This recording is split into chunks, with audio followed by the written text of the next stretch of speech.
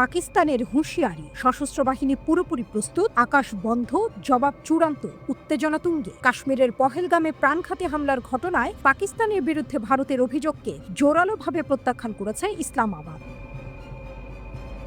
পাকিস্তানের পার্লামেন্টের উচ্চকক্ষ সিনেটে এ বিষয়ে সর্বসম্মতিক্রমে একটি প্রস্তাব পাশ হয়। এতে ভারতের অভিযোগকে ভিত্তিহীন ও রাজনৈতিক উদ্দেশ্য প্রণোদিত বলে উল্লেখ করা হয়। একই সঙ্গে জানানো হয়েছে, এই ঘটনাকে কেন্দ্র করে ভারতের যে কোনো পদক্ষেপের চূড়ান্ত জবাব দেওয়া হবে।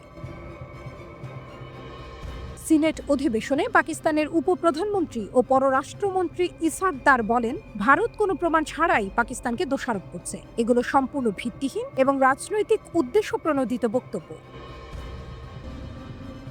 জাতীয় নিরাপত্তা কমিটির বৈঠকে গৃহীত সিদ্ধান্ত জানিয়ে সংসদকে ইসহাক দার বলেন, সার্ক ভিসায় পাকিস্তানে অবস্থানরত সব ভারতীয় নাগরিককে 48 ঘন্টার মধ্যে দেশ ছেড়ে চলে যেতে হবে। পররাষ্ট্রমন্ত্রী আরও জানান, পাকিস্তান এই বিষয়ে রাজনৈতিকভাবে সম্পূর্ণ ঐক্যবদ্ধ। 26টি দেশকে বিস্তারিতভাবে বিষয়টি জানানো হয়েছে, বাকিদেরও জানানো হবে। পাকিস্তানের অতীতের প্রতিশোধমূলক পদক্ষেপের কথা স্মরণ করিয়ে ইসহাক দার বলেন, পাকিস্তানের সশস্ত্র বাহিনী এখন সম্পূর্ণ প্রস্তুত। ভারতের যে কোনো শত্রুতামূলক কর্মকাণ্ডে চূড়ান্ত জবাব দেওয়া হবে। তিনি আরও বলেন, সিন্ধু নদীর পানি বন্টন চুক্তি একতরফাভাবে স্থগিত করা যাবে না। এই চুক্তির শর্ত অনুযায়ী এটি স্থগিত করতে হলে দুই দেশের সম্মতি লাগবে, কারণ এই পানি পাকিস্তানের 24 কোটি মানুষের জীবনের সঙ্গে সরাসরি জড়িত। জাতীয় নিরাপত্তা কমিটি ইতোমধ্যে ভারতের এই পানি বন্ধের হুমকিকে যুদ্ধ ঘোষণার শামিল বলে উল্লেখ করেছে। এদিকে ক্রমবর্ধমান উত্তেজনার বিষয়টি আন্তর্জাতিক সম্প্রদায়ের নজরে আনতে পাকিস্তানের প্রতিরক্ষামন্ত্রী খাজা আসিফ হুঁশিয়ারি উচ্চারণ করেন। তিনি বলেন, পরমাণু শক্তিধর ভারত ও পাকিস্তানের মধ্যে একটি পূর্ণমাত্রার সংঘাত শুরু হওয়ার আশঙ্কায় বিশ্ববাসীর চিন্তিত হওয়া উচিত। ব্রিটিশ স্কাই নিউজকে দেয়া এক সাক্ষাৎকারে খাজা আসিফ সতর্ক করে বলেন, কাশ্মীরে প্রাণঘাতী গুলি বর্ষণের ঘটনাকে কেন্দ্র করে দুই দেশের মধ্যকার উত্তেজনা সর্বাত্মক যুদ্ধে রূপ নিতে পারে। কেবল কথার লড়াই নয়, এবার আকাশও বন্ধ।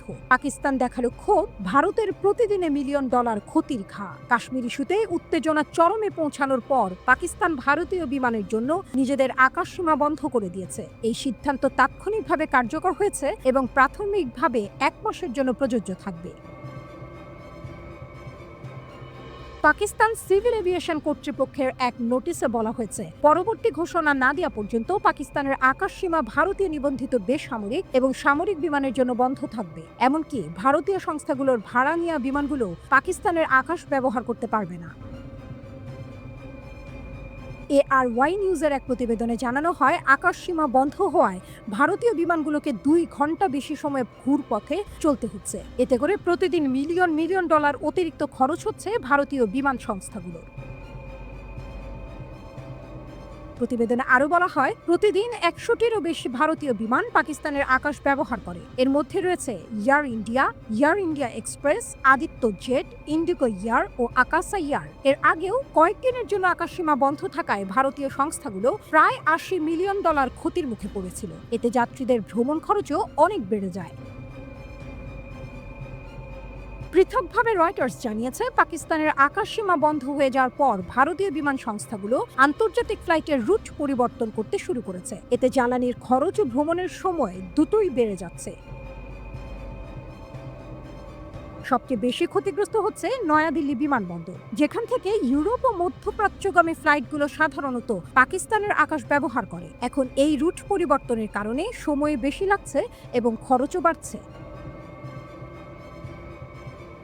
রয়টার্সকে এক ভারতীয় বিমান পরিবহন কর্মকর্তা জানিয়েছেন, এখন নয়াদিল্লি থেকে মধ্যপ্রাচ্য যেতে এয়ার ইন্ডিয়ার একটি ফ্লাইটে প্রায় 1 ঘন্টা বেশি সময় লাগছে। এর মানে হলো জ্বালানি খরচ বেড়েছে এবং কম পণ্য বহন করতে হচ্ছে। ফ্লাইট ট্র্যাকিং প্ল্যাটফর্ম ফ্লাইট অ্যাওয়্যারের তথ্য অনুযায়ী বৃহস্পতিবার ইন্ডিগোর একটি ফ্লাইট নয়াদিল্লি থেকে বাকু যেতে সময় নিয়েছে 5 ঘন্টা 43 মিনিট। ফ্লাইটটি দক্ষিণ পশ্চিমের গুজরাট রাজ্যে ঘুরে আরব সাগরের ওপর দিয়ে ইরানের আকাশ হয়ে আজারবাইজানে পৌঁছায়। দক্ষিণ এশিয়ার দুই প্রতিবেশী ভারত ও পাকিস্তান 1947 সালে ব্রিটিশ সাম্রাজ্যবাদ থেকে মুক্তি পেয়ে ভারতের জন্মের সঙ্গে সঙ্গে সৃষ্টি হয় পাকিস্তানের। তখন থেকেই দুই দেশের সম্পর্ক ঠান্ডা আগুনে পুড়ছে। যুদ্ধের দামামা, কূটনৈতিক চাপ আর সীমান্ত উত্তেজনার মধ্য দিয়ে বহির্বিশ্বে তারা পরিচিত হয়েছে চিরশত্রু নামক তকমায়। এই চিরবৈরী সম্পর্কের ছায়া সবচেয়ে বেশি পড়েছে দুই দেশের সামরিক শক্তির ওপর। সামরিক শক্তির নিরিখে কোথায় দাঁড়িয়ে আছে ভারত আর পাকিস্তান? সামরিক বাজেট। ইউরোপ ভিত্তিক সামরিক বিশ্লেষণধর্মী সংবাদ মাধ্যম armedforces.eu জানিয়েছে 127 কোটির জনসংখ্যা নিয়ে ভারতের বর্তমান সামরিক বাজেট প্রায় 56 বিলিয়ন মার্কিন ডলার। এর বিপরীতে 19 কোটির জনসংখ্যা বিশিষ্ট পাকিস্তানের বাজেট 10 বিলিয়ন ডলার। অর্থাৎ বাজেটের দিক থেকে ভারত অনেকটাই এগিয়ে। পরমাণু অস্ত্র। কিন্তু বাজেটই সবকিছু নয়। শক্তির আরেকটি বড় পরিমাপক হলো পরমাণু অস্ত্র। সেই দিক থেকে দেখা যায় ভারতের হাতে রয়েছে প্রায় 110 থেকে 120টি পরমাণু বোমা, আর পাকিস্তান পিছিয়ে নেই। তাদের হাতে আছে 120 থেকে 130টি পরমাণু বোমা। অর্থাৎ পারমাণবিক শক্তির পাল্লা একেবারেই সমানে সমান।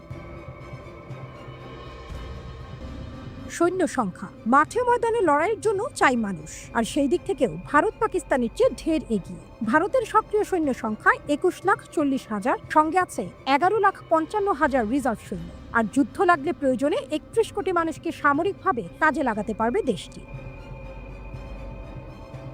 অন্যদিকে পাকিস্তানের সক্রিয় সৈন্য আছে 6,53,000, রিজার্ভ বাহিনীতে রয়েছে 5,13,000 সৈন্য। আর যুদ্ধকালীন পরিস্থিতিতে তাদের যুদ্ধক্ষম জনশক্তি দাঁড়াবে 4 কোটিরও বেশি।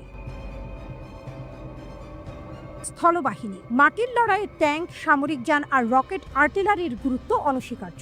ভারতের স্থলবাহিনীর কাছে রয়েছে 4,426টি ট্যাঙ্ক, 5,681টি সামরিক যান এবং 292টি রকেট আর্টিলারি। অপরপক্ষে পাকিস্তানের স্থলবাহিনী রয়েছে 2,735টি ট্যাঙ্ক, 3,066টি সামরিক যান এবং 134টি রকেট আর্টিলারি। সংখ্যার দিক থেকে ভারত অনেকটাই এগিয়ে। বিমান বাহিনী। আকাশ থেকে আঘাত হানার সক্ষমতা যার বেশি, তার আধিপত্য দৃঢ়। ভারতের বিমান বাহিনী রয়েছে 2,216টি যুদ্ধ বিমান। এগুলোর মধ্যে রয়েছে রাশিয়ার তৈরি MiG-21, MiG-27, MiG-29, Sukhoi 30, MKI, Britain ফ্রান্সের জাগুয়ার এবং ফ্রান্সের মিরাজ 2000।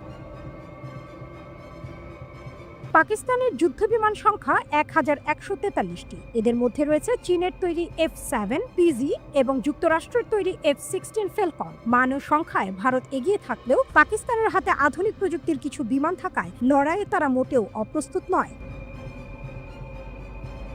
নৌবাহিনী। সমুদ্রের রাজা কে? ভারতের নৌবাহিনীর হাতে রয়েছে 15টি সাবমেরিন, 15টি ফ্রিগেট, 11টি ডেস্ট্রয়ার এবং 2টি বিমান বহনকারী জাহাজ। পাকিস্তান এখানে কিছুটা পিছিয়ে। তাদের হাতে রয়েছে 5টি সাবমেরিন এবং 9টি ফ্রিগেট। এক অসম যুদ্ধ। একদিকে সংখ্যায় ও সরঞ্জামে ভারতে একচ্ছত্র আধিপত্য, অন্যদিকে পাকিস্তানের পরমাণু দাঁতালো চোয়াল। একদিকে অর্থের দাপট, অন্যদিকে চিরকালীন আক্রোশ। উত্তপ্ত উপমহাদেশের বুকে দাঁড়িয়ে দুই দেশ যেন এক অনিশ্চিত ভবিষ্যতের সীমানায়। শান্তির বার্তা না এলে এই সামরিক পরাশক্তির সংঘর্ষ হয়ে উঠতে পারে ভয়ঙ্কর এক দুঃস্বপ্ন। শত্রুতার এই দীর্ঘ ইতিহাসে আজও কোনো ফিনিক্স উঠে আসেনি ছায়ের ভেতর থেকে, কেবল বারুদের গন্ধ আর আতঙ্কের প্রতিচ্ছবি। কাশ্মীর নিয়ে দুই পারমাণবিক শক্তিধর দেশের বিরোধ অনেক পুরনো, আর সাম্প্রতিক জঙ্গি হামলা সেই পুরনো আগুনে নতুন করে ঘি ঢেলে দিয়েছে।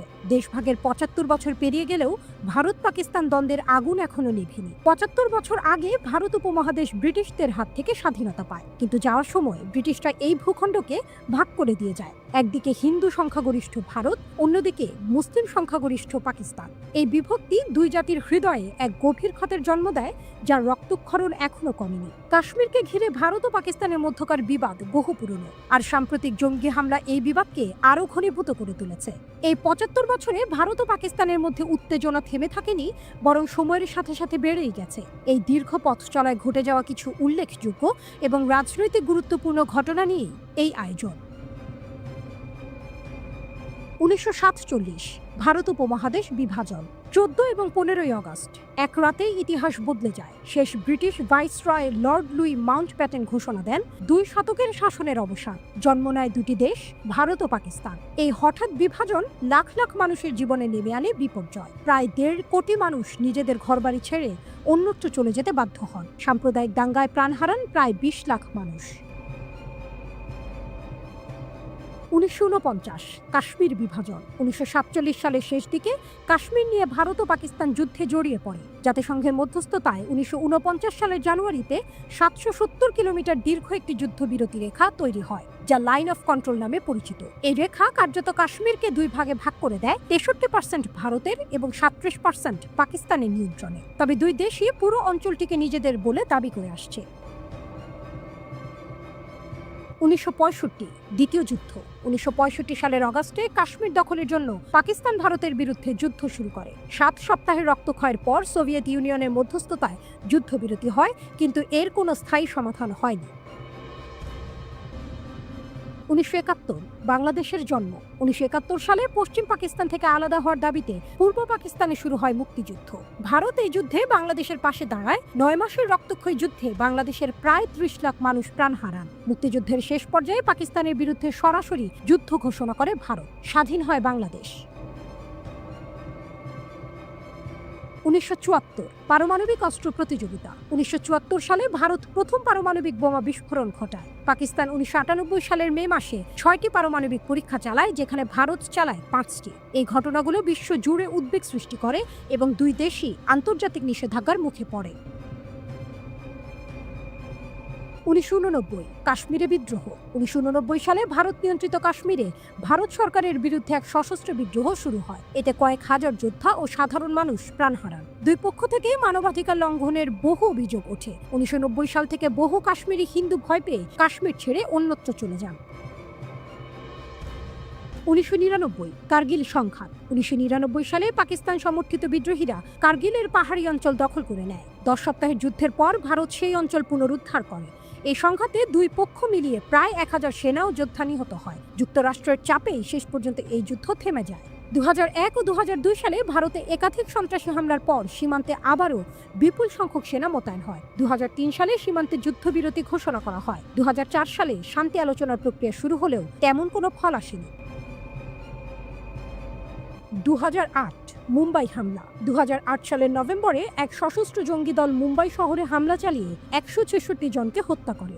ভারত এই হামলার জন্য পাকিস্তানের গোয়েন্দা সংস্থাকে দায়ী করে এবং শান্তি আলোচনা স্থগিত করে। 2011 সালে দুই দেশের মধ্যে আলোচনা আবার শুরু হয়, তবে সীমান্তের সংঘর্ষ সেই আলোচনা ব্যাহত করে। ভারত কাশ্মীরে জঙ্গিদের বিরুদ্ধে সীমান্ত পেরিয়ে অভিযান চালায়। এমন এক সময়ে 2015 সালের ডিসেম্বরে ভারতের প্রধানমন্ত্রী নরেন্দ্র মোদী হঠাৎই পাকিস্তান সফরে যান। 2019 কাশ্মীরের স্বায়ত্তশাসন প্রত্যাহার। 2019 সালে কাশ্মীরে এক আত্মঘাতী হামলায় 41 জন আধা সামরিক বাহিনীর সদস্য নিহত হন। পাকিস্তান ভিত্তিক সশস্ত্র গোষ্ঠী হামলার দায় স্বীকার করে। ভারত প্রতিশোধের ঘোষণা দেয় এবং দুই দেশের মধ্যে আকাশপথে যুদ্ধের সম্ভাবনা দেখা দেয়। এর কিছুদিন পর ভারত কাশ্মীরের সংবিধান অনুযায়ী স্বায়ত্তশাসনের বিধান বাতিল করে দেয়। গ্রেফতার করা হয় হাজার হাজার রাজনৈতিক নেতাকে। বন্ধ করে দেওয়া হয় ইন্টারনেট সেবা। প্রায় 5 লাখ সেনা মোতায়েন করে অঞ্চলটিকে আরও কঠোরভাবে নিয়ন্ত্রণে নেয় ভারত। 1990 সাল থেকে এই বিরোধে এখন পর্যন্ত কয়েক হাজার মানুষ প্রাণ হারিয়েছেন, যাদের বেশিরভাগই সাধারণ নাগরিক। কাশ্মীর আজও বিবাদের এক বিস্ফোরক কেন্দ্রে দাঁড়িয়ে। দেশভাগের 75 বছর পরও শান্তি এখনো বহুদূরের এক স্বপ্ন।